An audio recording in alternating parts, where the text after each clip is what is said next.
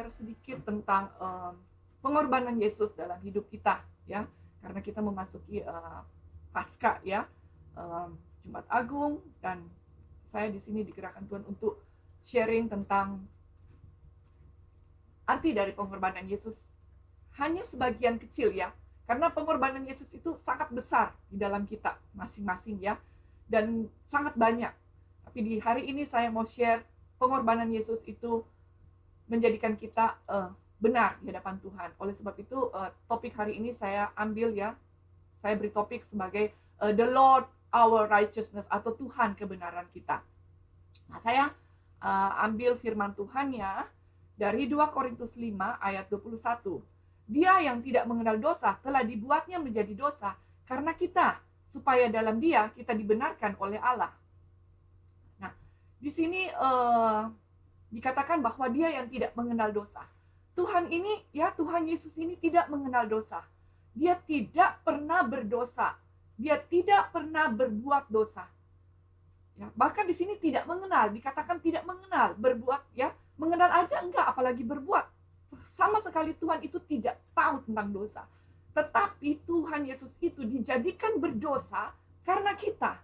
Kita sebagai manusia, sejak awal dari Adam dan Hawa, ya, mereka jatuh dalam dosa. Dari situ berkelanjutan, dosa itu bertambah banyak dan dosa turunan itu terbawa sampai saat ini, ya. Kita adalah manusia yang berdosa, tetapi Bapa di surga menjadikan Yesus yang tidak mengenal dosa itu, menjadikannya menjadi berdosa karena kita. Supaya apa? Supaya kita dibenarkan oleh Allah. Nah, kita mau lihat, ya, ayat selanjutnya. Di sini di 1 Yohanes 3 ayat 5 dikatakan, ini ayat pendukung membuktikan bahwa Yesus itu tidak berdosa, ya. Dan kamu tahu bahwa ia telah menyatakan dirinya supaya ia menghapus segala dosa, dan di dalam dia tidak ada dosa. Jadi di dalam Yesus itu tidak ada dosa, sama sekali tidak ada dosa, ya.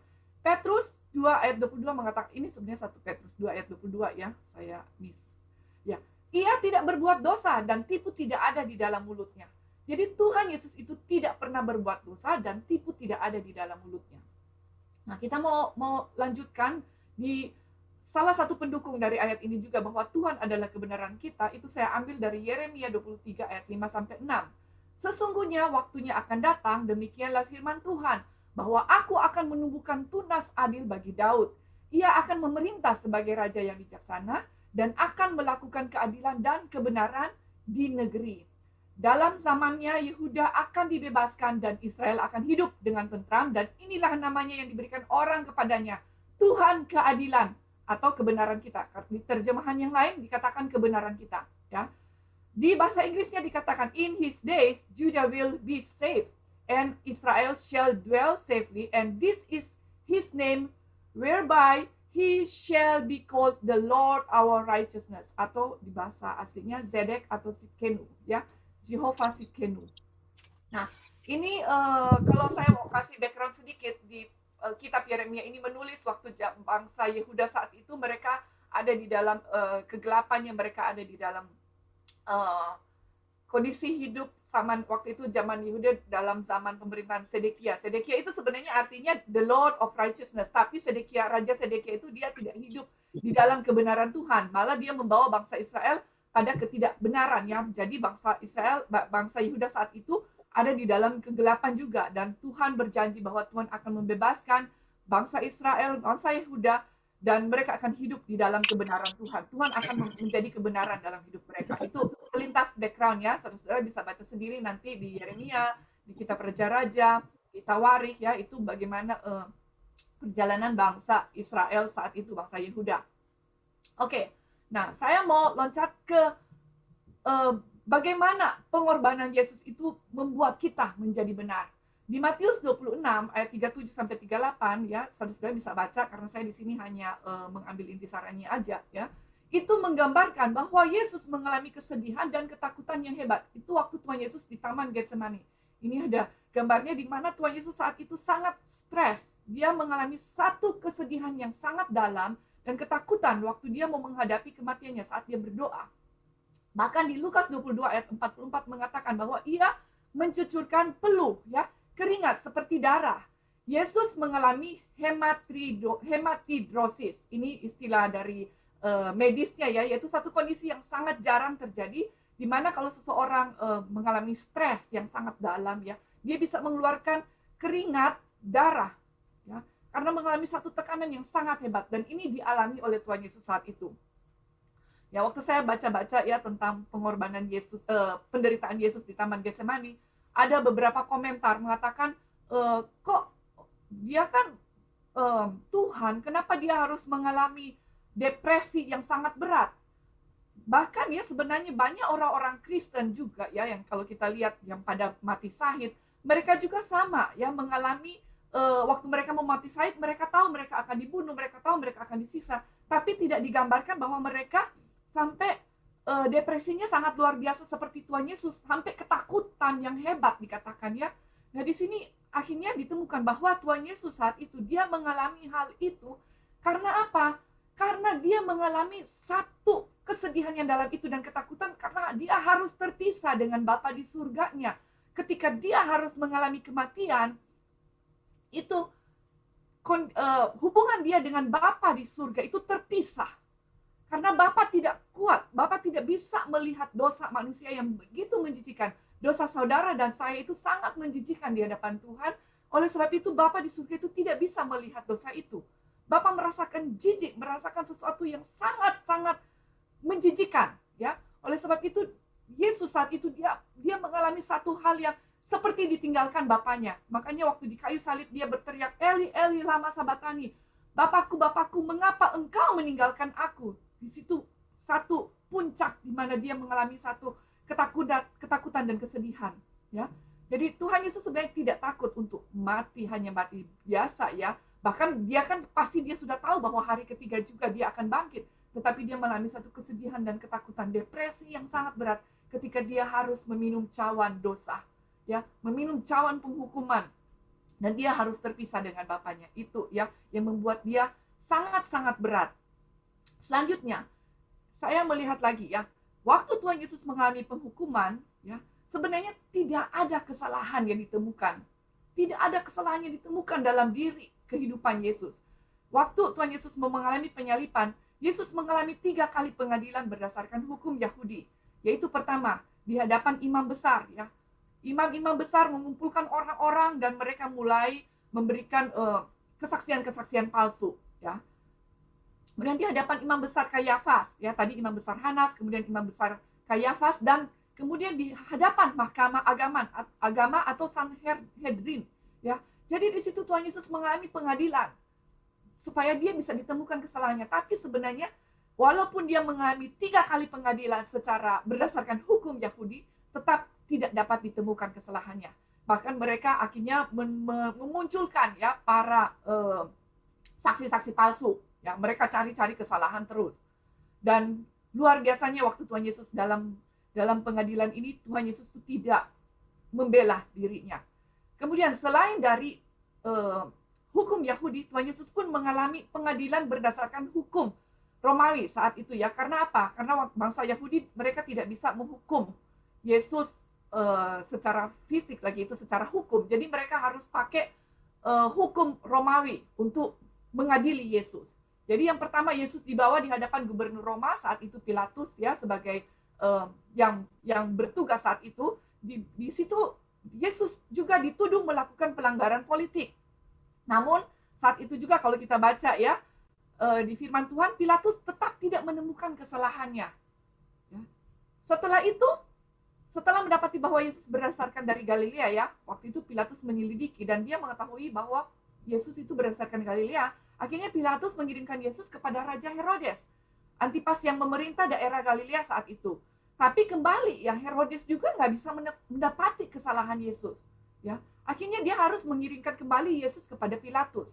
Dan terakhir, karena desakan orang banyak, Pilatus akhirnya saat itu juga kan memberikan option kepada mereka ya, Yesus yang dibilang orang Nazaret atau Yesus Barabas yang dihukum. Ya, akhirnya mereka memutuskan bahwa Yesus Barabas yang dibebaskan, kemudian Yesus sebagai Tuhan itu dihukum, dan Pilatus mengadili Yesus di atas kursi pengadilan resmi dan menjatuhkan hukuman mati dengan disalibkan ya. Padahal saat itu waktu Pilatus mau memberikan keputusan, Dia juga sebenarnya berusaha untuk membela Yesus, tapi karena desakan orang banyak kembali, akhirnya hukuman mati harus diputuskan. Bahkan Pilatus saat itu juga sudah diingatkan oleh istrinya untuk jangan melakukan hal-hal yang tidak benar. Tetapi karena desakan orang banyak, Pilatus harus mengambil keputusan Tuhan Yesus disalibkan. Nah, kalau kita melihat ya proses dari pengadilan ya, Yesus itu mengalami banyak siksaan. Waktu mengalami proses, saya waktu nonton film The Passion of Christ ya, terus terang sampai hari ini, saya kalau nonton tuh saya masih suka tutup mata. Saya nggak bisa nonton full, karena saya tuh nggak bisa nonton ya. Sorry.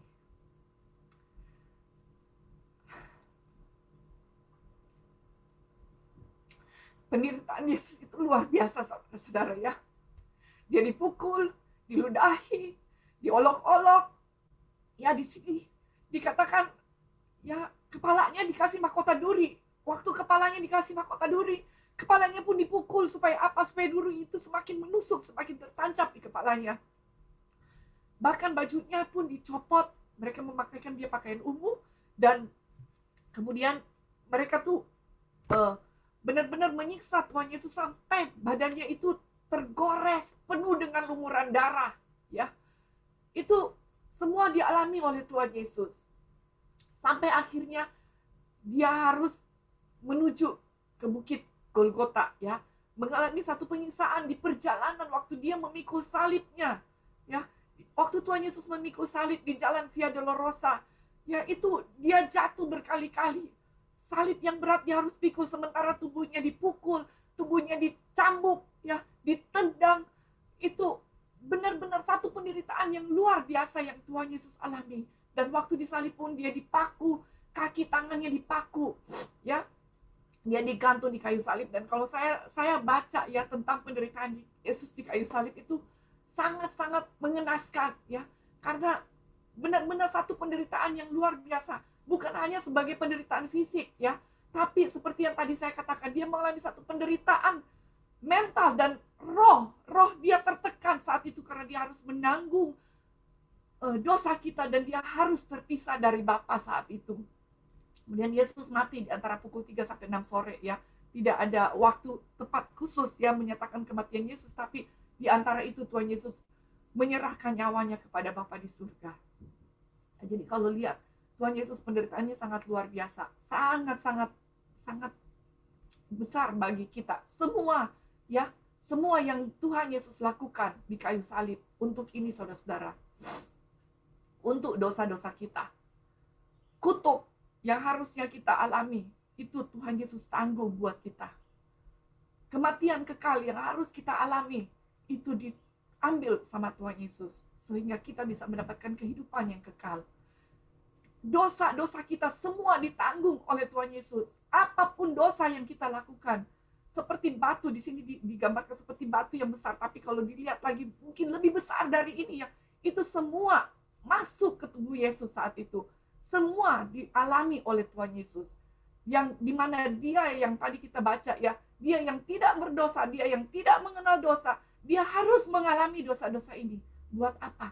Buat saudara dan saya. Supaya apa? Kita dibenarkan. Nah, lewat salib kita dibenarkan, lewat pengorbanan Yesus. Di salib itu, kalau kita melihat salib, itu akan mengingatkan kita tentang pengorbanan Yesus, tentang kematiannya, di mana dia mati karena kasihnya dia kepada saya dan saudara. Yesus yang tidak berdosa dijadikan berdosa karena saudara dan saya. Yesus Kristus dikatakan sebagai Yehova Sidkenu, dijadikan pengganti buat kita. Dia menggantikan posisi kita yang harusnya kita ada di salib itu. Yang harusnya di hidup kita, diri kita yang digantung di salib itu. Tetapi Yesus menggantikan saudara dan saya. Dia yang naik ke salib itu untuk saya dan saudara. Yang untuk apa? Kita dibenarkan. Di sini saya kemarin sore saya sempat kirim gambar ini ke Yeni untuk konfirmasi lagi. Yen, ini benar nggak gambarnya, ya? Ini saya coba tulis, saya nggak tahu tulisan saya agak kurang bagus, ya, karena saya nggak bisa tulis Chinese, tapi saya coba berusaha. Nah, ini bahasa Chinese, ya, tulisan Chinese yang artinya righteousness. Ternyata di dalam karakter tulisan Chinese ini, ya, yang atas ini, yang saya lingkar di atas ini, di sini dikatakan take a lamb. Jadi ternyata karakter dari tulisan ini sebenarnya adalah gambaran dari lamb, domba atau kambing ya. Kemudian di sini use hand, di mana mereka tuh dengan tangannya, kemudian yang di sebelah sini spear, seperti tombak atau pedang. Di situ dari ketika karakter ini, ketiga dari tulisan ini digabung menjadi satu, yaitu righteousness. Waktu saya melihat ini, saya mempelajari tulisan ini, wah Tuhan itu luar biasa. Orang Chinese zaman dulu itu mereka sudah menggambarkan kebenaran itu didasarkan oleh satu pengorbanan. Ada pengorbanan, ya, ada pengorbanan domba, di mana Yesus digambarkan sebagai anak domba yang mati dikorbankan untuk kebenaran. Ini luar biasa, saudara-saudara ya. Kebenaran dinyatakan lewat tulisannya orang Chinese, ya. Ini sebagai salah satu bukti juga ya, bahwa kebenaran itu ada pengorbanan dari anak domba yang tidak bercacat celah. Anak domba yang kudus, yang mulia, yang dikorbankan di atas kayu salib untuk menyatakan kebenarannya bagi saya dan saudara. Nah, dibenarkan itu berarti dibebaskan secara hukum dari semua kesalahan kita. Ya, seolah-olah kita tak pernah berbuat dosa. Jadi contohnya umpamanya saya membuat satu kesalahan, umpamanya saya mencuri. Ya, saya mencuri sesuatu ya. Kemudian saya ditangkap. Nah, sama Pak Kom, polisi. Umpamanya Pak Kom masih bertugas sebagai polisi. Saya ditangkap ya. Kemudian saya harus dihukum. Saya di pengadilan, kemudian pengadilan menyatakan bahwa saya tuh harus membayar denda ya, atau saya harus bayar denda umpamanya berapa juta lah, umpamanya 10 juta ya, atau ya $10.000 lah ya, umpamanya $10.000 umpamanya ya, saya harus membayarkan denda, atau kalau enggak saya harus masuk penjara. Tetapi karena ada yang mengasihi saya kasih contoh aja, umpamanya korupsi ya, dia tidak mau saya untuk dihukum, dia mengeluarkan uang $10.000 untuk membebaskan saya, supaya saya tidak dinyatakan bersalah untuk mengalami hukuman itu. Saya tidak masuk penjara, saya tidak usah harus membayar itu dendanya. Dan saya keluar dari pengadilan, karena saya sudah dibayar, saya keluar di pengadilan seperti orang tidak berdosa, seperti orang tidak bersalah, seperti orang yang tidak mencuri, karena saya bebas. Saya bisa berjalan di jalan, ya, saya tidak bisa keluar, berjalan, saya bisa kemana-mana, saya bebas, karena sudah ada yang menebus saya. Itu contohnya, kita dibebaskan, dibenarkan itu dibebaskan. Kita yang tadinya salah, kita dibenarkan. Itu arti kata dari dibenarkan ya. Nah, Tuhan Yesus adalah kebenaran kita. Dia dikatakan sebagai Jehovah Tsidkenu bagi kita. Kita tidak mampu untuk membenarkan diri kita sendiri. Ya. Hidup kita sudah dari sejak lahir, kita sudah punya dosa. Jadi walaupun kita berusaha dengan seluruh kekuatan kita, walaupun kita mau sembelih domba, mau apapun juga yang kita lakukan, ya kita mau hidup benar, selama kita masih hidup di dunia ini, kita tetap mengalami dosa. Hukum dosa itu akan terus-menerus menarik kita. Kita tidak bisa terlepas dari dosa. Ya, jadi kita perlu kebenaran yang dari Tuhan untuk membenarkan kita. Kalau kita lihat lagi di Perjanjian Lama, ya, dalam hukum Taurat, ya, kebenaran Allah itu berjalan sejajar dengan penghukuman Allah. Jadi kalau ada orang yang salah, itu dia harus dihukum. Salah hukum. Itu ya di Perjanjian Lama. Makanya dikatakan gigi ganti gigi, mata ganti mata. Atau kalau ada orang yang bersalah, dilempari batu. Pokoknya kalau ada yang salah, harus dihukum. Jadi kebenaran Allah mengatakan orang yang berdosa harus mati. Jadi orang zaman dulu itu ya, yang hidup dalam Perjanjian Lama itu, mereka tuh sebenarnya hidup di dalam tekanan, saudara. Karena apa? Mereka tuh kalau berbuat salah, mereka sudah tahu penghukuman itu, judgment itu harus mereka alami, harus mereka lewati. Dan kita sangat bersyukur setelah mengalami ya perjanjian baru, kebenaran Tuhan Yesus itu memerdekakan kita ya. Di sini kita dikatakan bahwa ketika kita menerima kebenaran Tuhan Yesus di hadapan Allah, kita adalah orang-orang yang benar. Kita dijadikan benar, walaupun kita berdosa, kita dijadikan benar bukan karena perbuatan kita, tetapi karena kita menerima kebenarannya Yesus. Yesus yang benar itu menggantikan posisi kita loh. Waktu kita terima kebenarannya Yesus, kita diperlakukan Tuhan seperti Tuhan tuh memperlakukan Yesus. kita menjadi anaknya, kita menjadi milik kesayangannya Tuhan. Dan sejak itu kebenaran Allah itu akan ada di pihak kita. Kebenaran itu akan memerdekakan kita. Dan kebenaran yang kita miliki itu bukan usaha kita. Kembali ya, seperti yang sudah dikatakan, bukan karena usaha kita, tetapi itu adalah hadiah, itu adalah gift, pemberian yang diberikan secara cuma-cuma ya. Bukan sesuatu yang kita lakukan karena perjuangan kita, bukan karena usaha kerja keras kita, tapi karena Yesus sudah selesaikan di atas kayu salib. Yesus sudah menggantikan posisi kita ya di salib. Selanjutnya, Yohanes 8 ayat 32 ini dalam terjemahan baru dikatakan, dan kamu akan mengetahui kebenaran. Kebenaran itu akan memerdekakan kamu.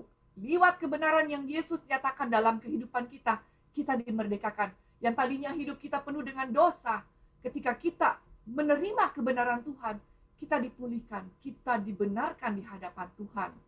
Ya. Di sini kita mau lihat selanjutnya ya. 1 Petrus 2 ayat 24a.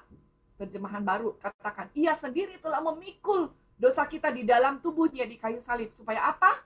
Ya, supaya kita yang telah mati terhadap dosa, kita hidup untuk kebenaran. Jadi yang tadinya kita hidup di dalam dosa, kita akan hidup di dalam kebenaran. Nah, Kristus tidak hanya memberikan kita kebenaran secara hukum. Oke, secara legal, kamu diselamatkan, kamu benar.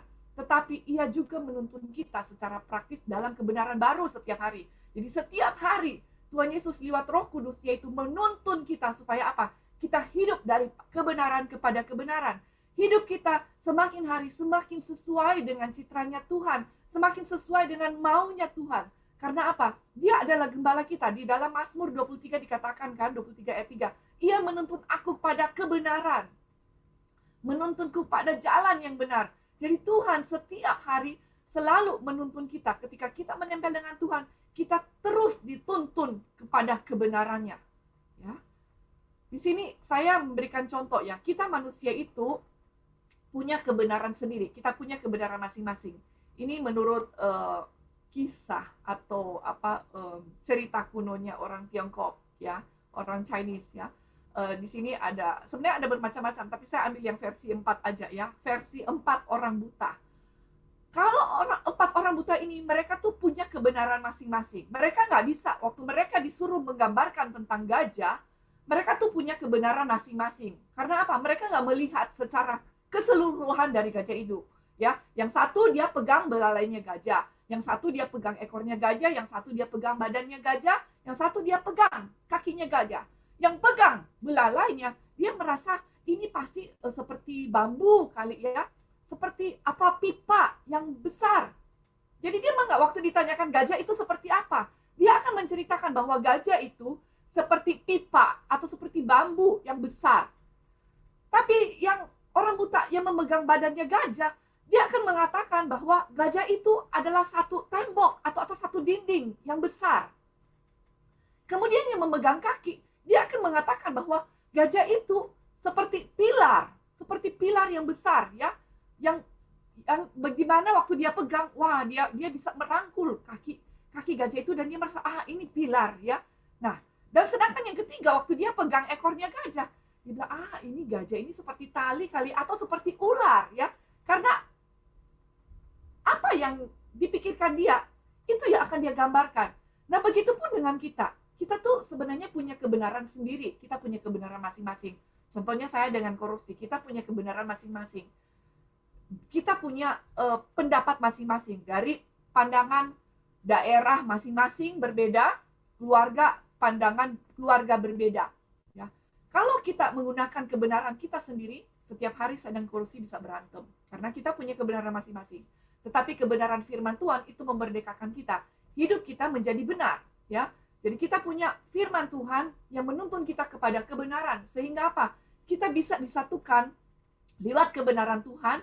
Dan itu mengurangi ya konflik di dalam kehidupan kita. Begitupun saudara dan saya. Saudara dan saya mungkin ya, saudara punya kebenaran masing-masing. Kebenaran sendiri. Ya contohnya kayak kita orang Indonesia dan orang bule ya.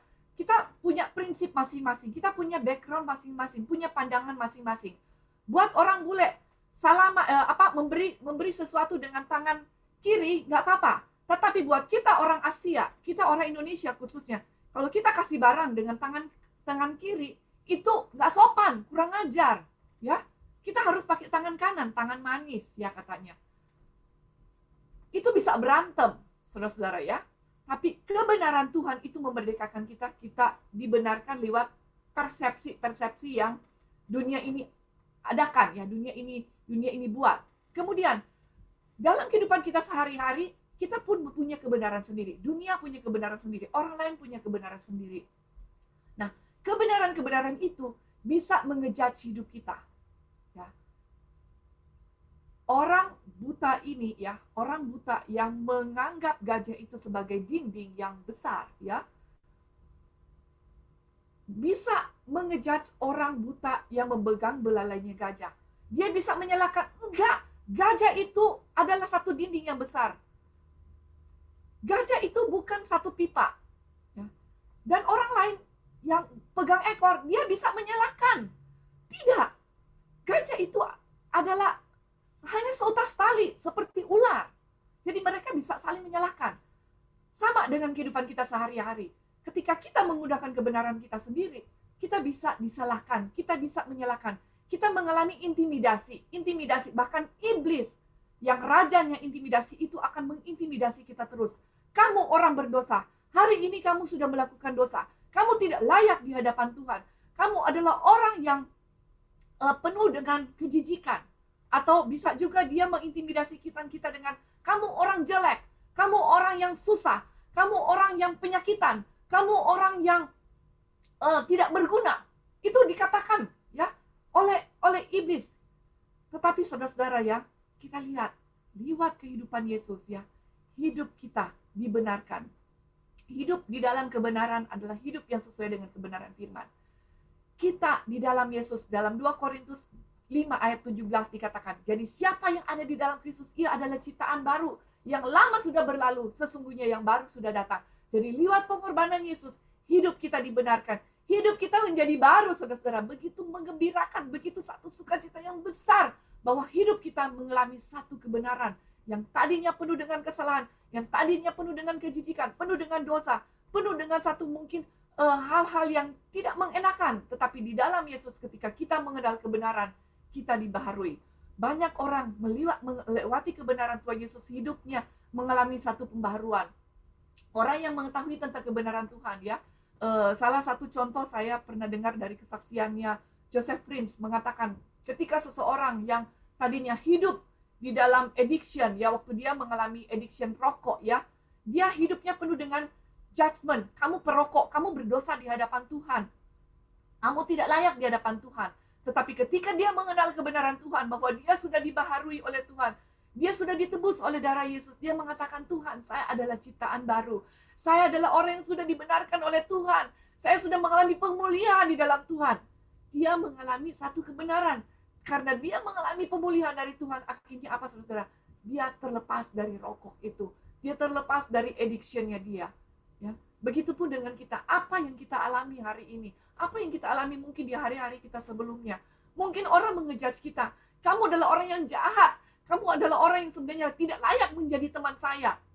Saudara, percaya, imani bahwa saudara sudah dibenarkan oleh Tuhan. Saudara sudah mengalami satu proses yang Tuhan sudah kerjakan dalam hidup saudara, bahwa saudara itu sudah menjadi ciptaan baru di dalam Tuhan.